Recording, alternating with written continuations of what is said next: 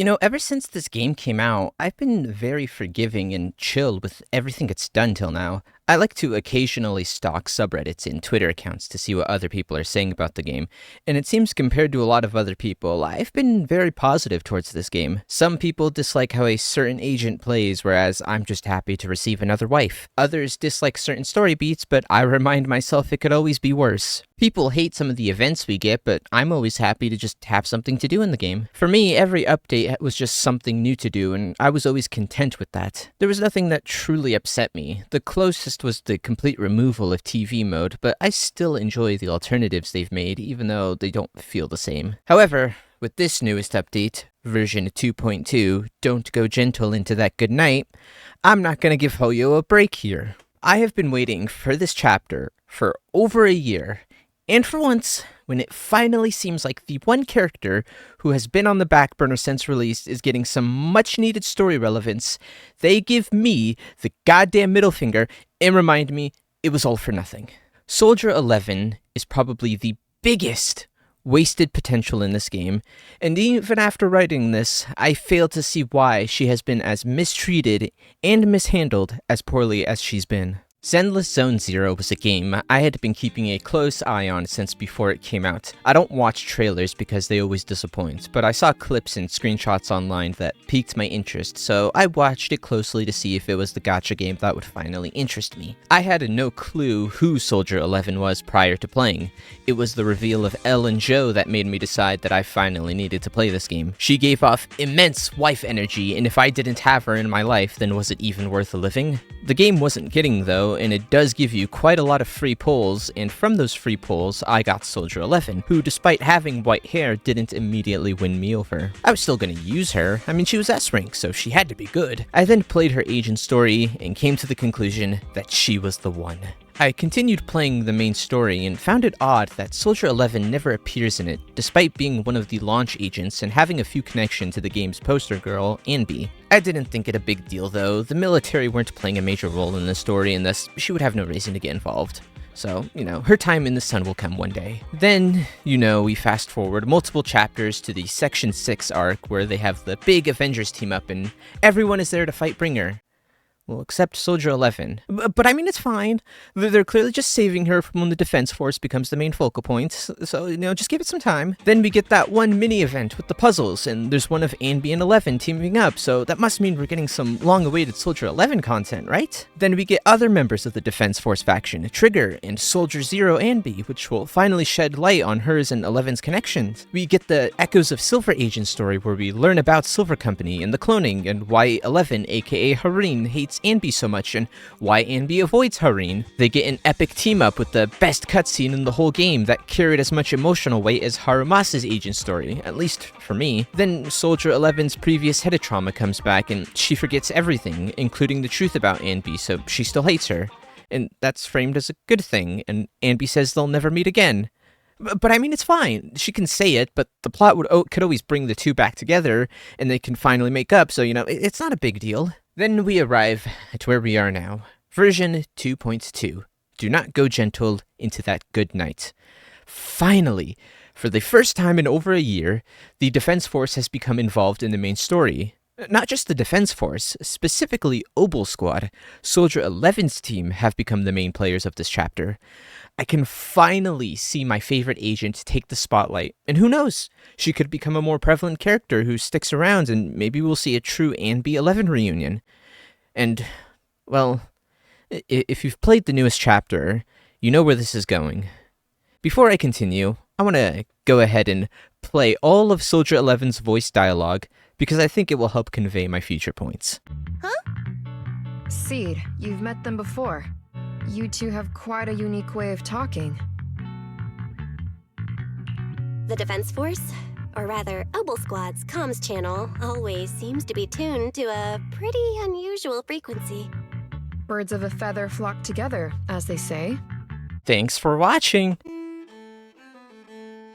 Let me add some salt to the wound. Those 3 voice lines are in the first mission. Soldier 11 does not speak for the rest of the campaign. There is optional text dialogue you can see in between missions, but those don't count. I've been waiting for so long for this campaign, and it is by far the most disappointing thing this game has ever released. It would have been less insulting if she wasn't even included to begin with. She is referenced in the third person more than she's actually included in the story. Everyone always goes, oh, Trigger and Soldier 11 said this about the proxy. Oh, Trigger and Soldier 11 love the proxy so much. Even fucking Trigger gets more screen time than 11. Pretty much every member of Obel Squad has some role to play in this chapter, except for 11. She does not appear in a single animated cutscene, but canonically she's there. You can see her afterwards, so why wasn't she included? Would it have really been that hard to just drag and drop her into the cutscene? Spoilers for this chapter moving forward, as if the exclusion of 11 wasn't already a spoiler. There's a scene partway through where Magus is fuck-ass mad, and the whole team of Obel Squad is trying to help her and comfort her. Every member of the team, from Trigger, Orphe to the newly added Seed, all give words of encouragement to Magus, including Phaethon. Except Soldier 11. She's here, you can see her beforehand, but she doesn't speak up.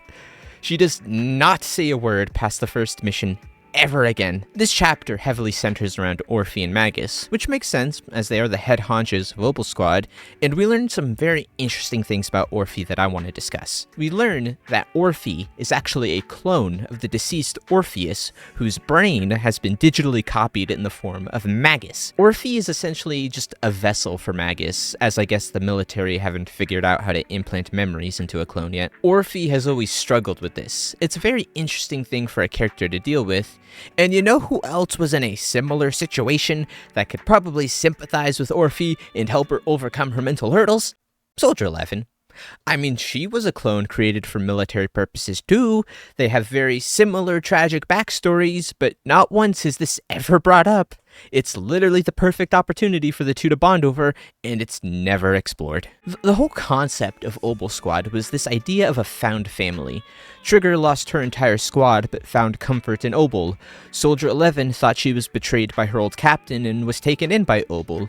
Seed found a father figure in the form of Seed Sr., yet Soldier 11 feels like a complete stranger when it comes to the rest of Obel Squad. They did a decent enough job at making the other members feel close, but Soldier 11 was never even given the chance to bond with the others. Her few interactions she got with Trigger in the past felt more like co-workers barely getting along than what should have been this sisterhood the two should have developed while being in Obel. And you know, just excluding Soldier 11 from the Obel Squad chapter wasn't enough, because they had to go and re-include Yunque Summit into the story as if we didn't have enough characters, so in case she was hardly fitting in before, there's pretty much no room for 11 anymore in the story. It's pretty fucking pathetic that the first ever Obel Squad member gets 3 lines of dialogue, but Yunque Summit and Chinese Pipkin Pippa get 10 times the amount of screen time. Even in gameplay, you get to use her once in the first mission, then it's Orphe, Seed, and Trigger for the rest of the chapter, with Yixuan replacing Trigger in the last mission. I haven't tested it yet, but I wouldn't be surprised if there was no dialogue between 11 and the other members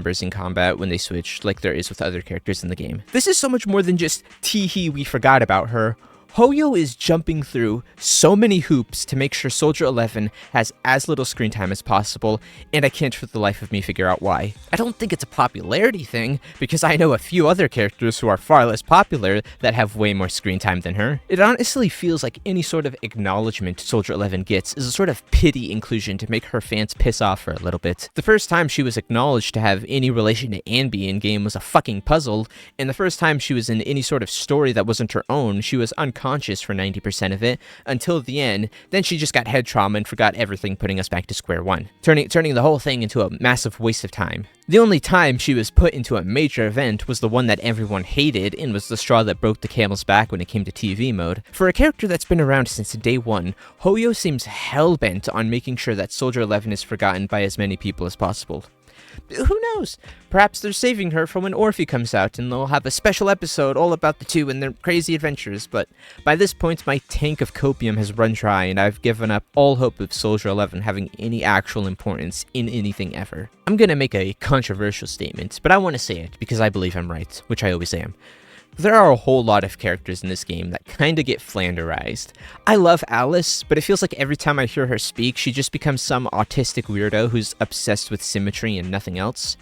Anby feels more and more like just Burger Girl than a disgraced captain of Silver Squad who found a new family in the Cunninghairs. Miyabi has just become a girl who turns everything into training and literally nothing else. Soldier 11, for a time, had complexities and interesting troubles that made her unique, and I'm pissed none of it came into play during the newest chapter. Refer to these two videos because I'm not explaining myself twice. Her lack of confidence and distrust of her own brain should have come into play during this chapter, especially when Magus was about to go off the deep end. It would have given 11 something to relate to, but it never happens. Magus this whole time questions orders from Lorenz and Isolde, and that's what was happening to 11 at the end of her trust events, yet not once does 11 ever speak up about this. It would have been interesting if everyone was trying to rein Magus back in, but 11 was siding with her, and the perfect soldier model that 11 was being up until now starts to disappear as she begins to question what it is she's really fighting. This chapter just feels like a barrage of missed opportunities, and it's really frustrating because this is the one I was most excited for. And if the complete lack of Soldier 11 content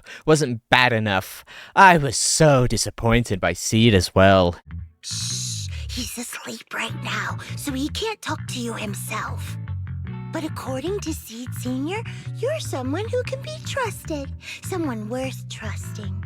Oh my God, is that who I think it is, man?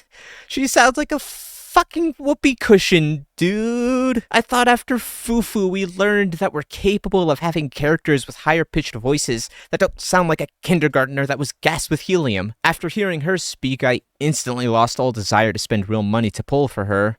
Which I guess can be seen as a good thing, since that's less money to waste on my silly anime game. I'll still try to pull for her, but it's either going to be for free or not at all. If there is one saving grace to this entire chapter, it's my girl Isolde. Actual based Giga Chad, she was so real for shooting the general. Can I just say how fucking stupid the revenge bad moral is when your character canonically killed other people? I have every reason to assume we just killed those fucking exaltists, which is justified because they're evil. But this one evil dude who isn't an exaltist, no, we can't kill him. That would be crossing a line. He's just as bad as those crazy cultists, but if I kill him specifically, then I too become the bad guy. If you're gonna give me that dog shit spiel, then don't frame the situation of New Eridu as improved because Lorenz and Lucre died, because then you make Magus look even more like a dipshit. Isolde is based, and even if she's a little psycho bitch crazy, I can fix her. I'm not dropping Zenless Zone Zero anytime soon. The sunk cost fallacy won't allow it. But this newest chapter was so disappointing. 11 was the one character I was waiting for, and to even say she was in the story is being a bit too generous, because the unnamed goon of the general had 10 times the amount of relevance than Hareen did. Any hope of getting an actual Hareen-Anby reunion has gone out the window, because we'll be lucky if Soldier 11 does so much as speak again, let alone interact with her own fucking sister. You know, I saw the whole outrage for Monito being an A rank and not an S rank, but you know, those guys should be grateful, because at least Monito was relevant in the story, despite not even being playable. Soldier 11 doesn't have a fucking EP either, yet we're still getting by, so I think the Monito players should show some fucking gratitude, because I guarantee he'll return in some form when the other two Spook Shack members make their way into the game. Our agent wasn't even in her own campaign. So that's all I got in me for now. I was very negative today, so I think I'm gonna go and finish my next Shadow Slave video, because at least I'll be able to smile while making that one. If you're also disappointed with how Soldier 11 was handled, you should like the video so I can make a list of people who will be spared when I eventually snap. Also subscribe where you have small PNR. Okay, bye!